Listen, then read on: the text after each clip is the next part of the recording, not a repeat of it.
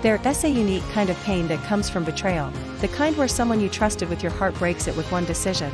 Cheating doesn't just hurt in the moment, it shakes your belief in love, in commitment, and even in yourself. You start asking questions you never thought you'd ask. Am I not enough? Can I ever trust again? Will I ever feel safe with someone? That betrayal leaves behind invisible scars, and even after the relationship ends, or even if you choose to stay, the hardest part is often not about forgiving them, it's about rebuilding your ability to trust again, without fear consuming you.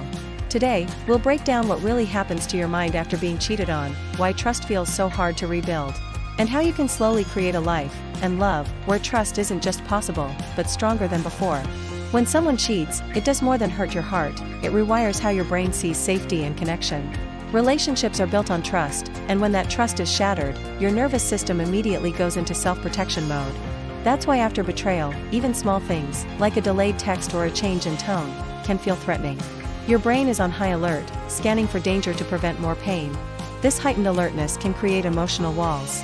You might keep people at a distance, become hypervigilant in new relationships, or question even the smallest acts of kindness. This is not because you're weak. It's because betrayal teaches your brain, be careful, don't let this happen again. So, how do you rebuild trust? 1. Start with yourself. Before you can trust someone else again, you need to rebuild trust in yourself. Cheating often makes you doubt your own judgment. How didn't I see it coming? Why did I ignore the signs? Remind yourself that someone's decision to cheat reflects their choices, not your worth. Reaffirm your ability to notice red flags, set boundaries, and protect your heart in the future. 2. Allow yourself to grieve. Cheating is not just a relationship issue, it's a loss. You're grieving the version of the relationship you thought you had.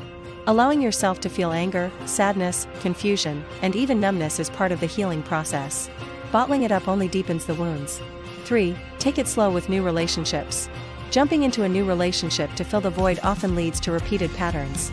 Take time to reflect on what you want and what healthy love looks like to you. It's okay to move slowly, to communicate your fears openly, and to build trust gradually. 4. Set clear boundaries. Boundaries are not about control, they're about safety. Whether you're rebuilding trust with the same person or someone new, communicate what you need to feel secure, transparency, honesty, consistent effort, and don't ignore behaviors that make you uncomfortable. 5. Redefine trust. Many people think trust means never feeling doubt again, but that's not true.